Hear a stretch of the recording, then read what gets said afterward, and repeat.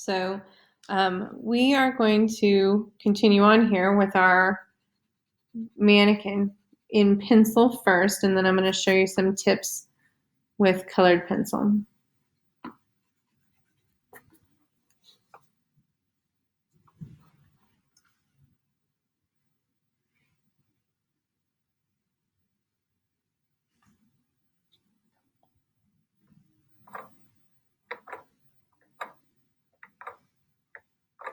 There we go.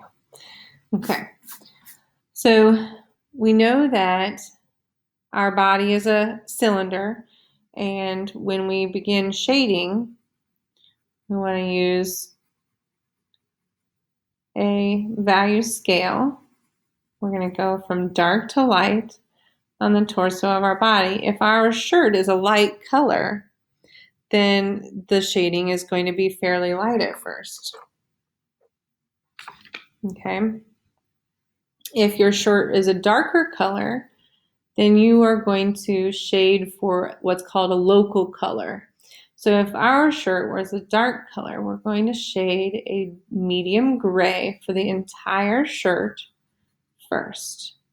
Okay, that is showing our viewers that in our black and white picture here, our person is wearing a dark colored shirt or a medium colored shirt, like a blue, say. So we're giving our shirt a local color in black and white. And then we're going to go in and we're going to add our value scale shading. It's going to be darker in the armpits. There might be some wrinkles here as he's reaching out in his shirt. Okay. Grayscale there. The skin of our person is going to be a light tone of skin. So you'll see a difference when you transition from the medium colored shirt to the light color skin. I only need to do a very, very light amount of shading in order to give that illusion of shadow on the bottom side of my arm. I'm not outlining darkly. I'm not doing a dark value scale and trying to go through that whole value scale that we learned. All I'm doing is a very light pressure. I'm going to cast a little bit of a shadow here on the edge of my shirt so that we can see that definition and make it the skin even a little bit darker underneath here. Okay. As my elbow comes down and turns, my wrist narrows on my arm, then it's an awfully thick elbow. There we go. Then my shading is going to change, okay? My shading is still going to be on the bottom because if our light's coming from a sun that's up in the sky somewhere or lights that are overhead in the room that this person is in, you're going to have, if my pencil line is very dark, then it's going to kind of look outliney. So I can go over that pencil line and just lighten that a little bit if I want to, if I need to. Okay, so then I have some shadow under here. And I'm going to do a light shadow on the top edge of my arm. And again, that's just it's a very, very little bit of a line. Okay? It gives that illusion that the arm is curving back because, again, your arm is a cylinder. You can do the same thing on the top of your t-shirt. You can darken that just a tiny, tiny bit. Okay? And on the shoulder. As you put your neckline in, okay, it might be darker on the neckline. Okay, so now we have the neck to work with. If our person is looking at us, we learned last year that the darkest, some of the darkest shadow is going to be underneath the chin. That's what gives it the illusion that the face is coming out towards you and the neck is further back. So we're going to do a very light amount of shading here, a very light amount of shading here, and then a little bit underneath the chin so that it gives that illusion that the neck is further away from us than is the face. Okay. we would apply all the same techniques to this side of the body. You're going to have darker shadow in the armpit. Your shirt's a little bit bigger than the arm, okay? His hand is on his hip here. Now, if the light were over here, you might have a little bit more shadow on the forearm here. That forearm is very long. Yeah, let's bring this down a little bit further. Okay, so you might have a little bit more shadow here and a little bit more shadow on the skin here, but you still got your t-shirt providing enhancing that illusion of form by using the curved line where it goes around the arm. Okay, and then narrows to the elbow and comes in. Okay, my arm's a little at a weird angle here. But we'll focus on the shading for now. See, I'm not perfect either. I still mess things up even after 20 years. So again, remember, imperfect progress. Yes, I'm aware that there's a problem there. I can see that my arm is curved a little bit. And if this were my final project, I would take the time to correct that. But right now, I'm just practicing my shading. So, okay, I see that it's wrong. I'm going to go ahead and move on and keep practicing. Okay? And that's what you should do too. You need to give yourself grace as you're learning. And this is new to you and your skill building, and it doesn't have to be perfect. Imperfect progress is all we're looking for. Okay? So you have blue jeans, the same thing. Blue jeans actually have a lot of character to them. They have buckles, they have pockets, they have zippers, they have stitching. They might even have rhinestones if you're drawing the back of them. They have creases and wrinkles in the knees that all give interest and let the person that's looking at your picture know what kind of, fabric the pants are made out of. So there might be some creases in the leg area where the leg bends often if you were just sitting and stood up. And the denim is a darker fabric, so you can do a little bit more intense shading. Again, darker on the outside, lighter in the center. His knee is turned out a little bit from the hip. Can come back and darken some of those creases.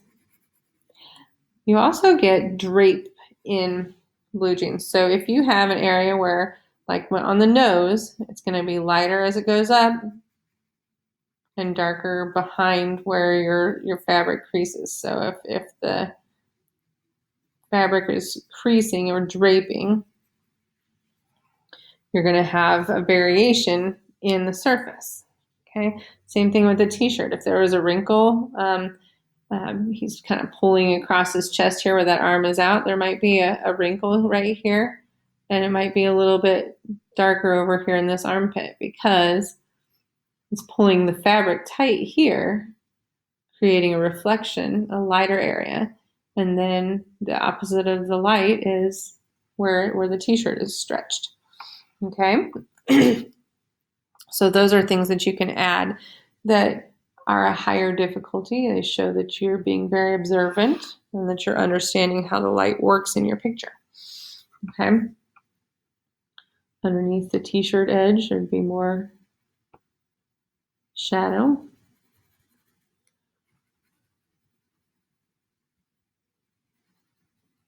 Okay. Some details.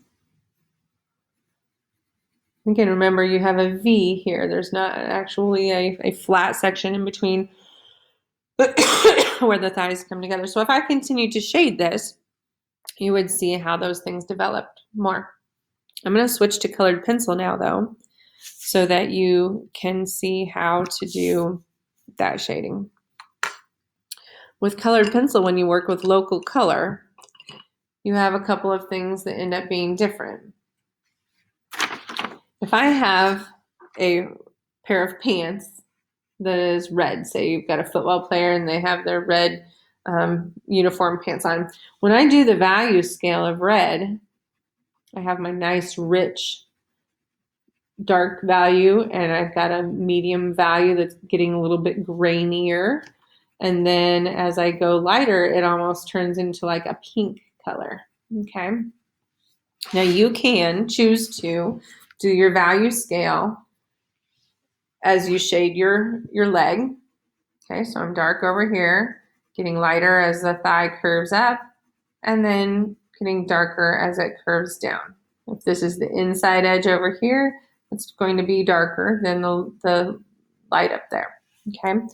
Or I can use local color and I can blend my colored pencils. And in 6th grade, we learned how to blend our colored pencils.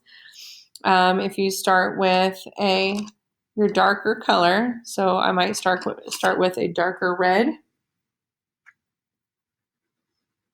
and do my value scale, getting lighter and lighter and lighter all the way through.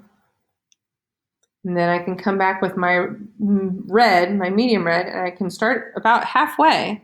And as soon as I see that color show up, I don't want to push any harder than that until I work down into my darker color. And then I work up into my lighter color. I get lighter and lighter and lighter. Okay? So we can use this skill with local color. If you want your pants to be that bright, bright red, say the Chiefs uniform, bright red, and you don't want to get that pink, then your local color becomes the red, and then you come in with a darker value of your color, and you work from the dark to light. You do your value scale with that darker color. Okay. If that doesn't show up enough for you, you may end up with an even darker color, or with brown, or with red, brown or blue or purple or black, that you end up using to do your value scale. What I want to caution you, though, if you are using black, I want to make sure that you understand, if you just do a black line, it's going to look like an outline. You have to do a very light, very, very light, same way we did up here. As soon as it shows up, you let off. As soon as it shows up, you let off. You can see it darkening. I'm just very, very, very lightly doing that. I'm not outlining anything. We don't want a black line on the outside of your project, because that will flatten all that hard work you did to create the illusion of form with your shading. Okay, so nice, light, and that's going to create that illusion. See how this part looks like it's curving away, and this part just looks flat. If you do get an outline, you can fix it. You've just got to blend in your value scale. Okay. And then it's going to look a little bit more 3D. Okay. So if we were applying that to a person,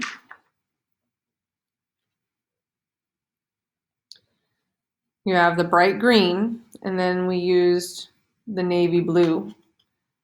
You have a little bit added to the shoulder to make it look like it's curving around the torso, a little bit extra shadow underneath the arm and under the armpit.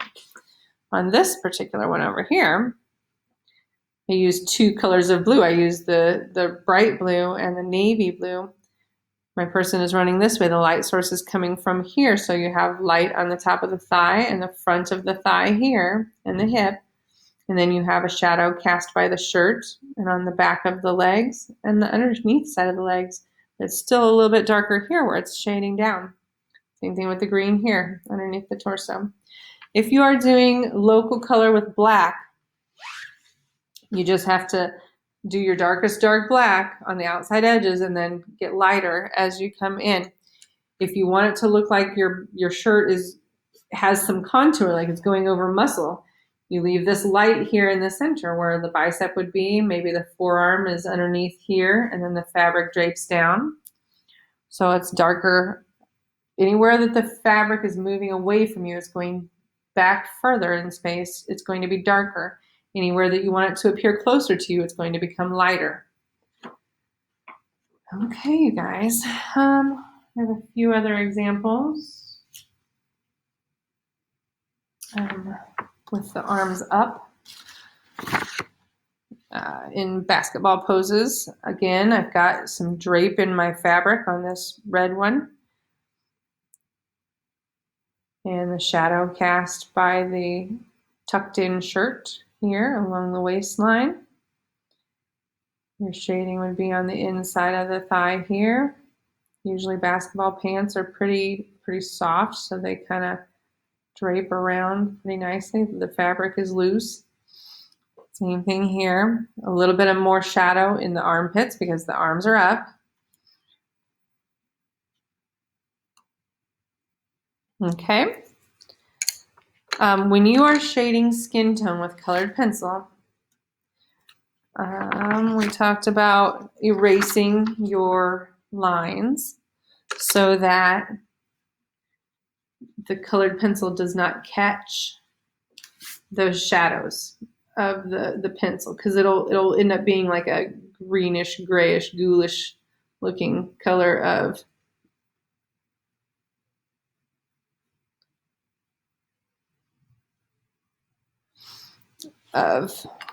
colored pencil. So you have your skin tone, and you're going to color in your local color because it's pretty light. You're going to want it to show up. If you do a value scale with your skin tone, you're going to probably not have it be as bright as you want it to be. You see how that outline is there and it's gray looking? It's not very attractive with your people. So you can erase that out before you do your coloring to almost to where it's gone, okay? As long as you know where your arm's supposed to be, you should be fine to fill that back in with your skin color. Okay, and then if you have a standard 24 set colored pencil set, you've got a tan, and then usually there's a light brown of some kind or a medium brown. Okay, and those should be the colors that you're going to want for like a Caucasian shading. Usually there's a darker brown if you wanted to do Asian or African American shading skin tones. Most sets have a variety of browns now. So what you're going to do is when you're applying your shadow on the bottom side of the arm, again, you're going to start coloring, and as soon as you see it show up, let off and take a look at it. Does it need to be darker than that? I mean, it's skin tone. It's not meant to be like a super dark color. But don't do an outline. Don't do a hard, sharp line. Same thing here. This shadow is going to be on the bottom side of the bicep and the shoulder here. It doesn't take very much. Just a hint is all it takes to be able to show that. And even if I zoom out and you're looking at it from further away, and sometimes it even looks better. Okay, if you have a deeper shadow underneath the hand here, you can come in with that darker brown and kind of put a little bit more shadow on that if you want to. Or if you wanted more underneath the armpit right here. Okay. But you don't want it to look like an outline like that got too dark because I went below where I had the skin tone on it. Once you've done all of your shading, you can go over the top of it with your skin tone as well.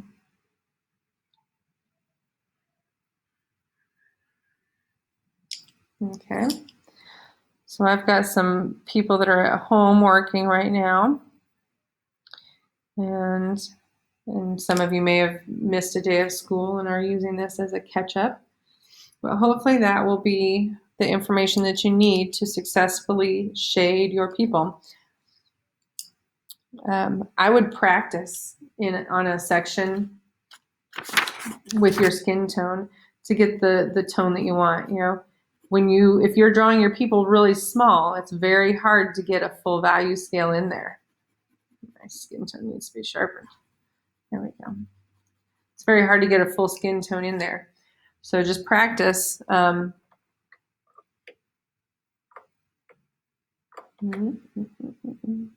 few times getting that skin tone to show up. I'm only going to push until I see it show up, and then I'm not going to push any harder. Now I know how hard I need to push to get it to show up. Now I can work at lightening it. It's a value scale. It's not an outline. It's not a hard push. Okay. You can Try your medium brown. If you want a little bit crisper of a line so you can really see where that shadow is. And again, that's just a few light strokes with a pencil. It's not hard shading. It's not pushing hard and trying to saturate the paper all the way. Okay? Good luck with shading your people, and I can't wait to see the drawings that you come up with.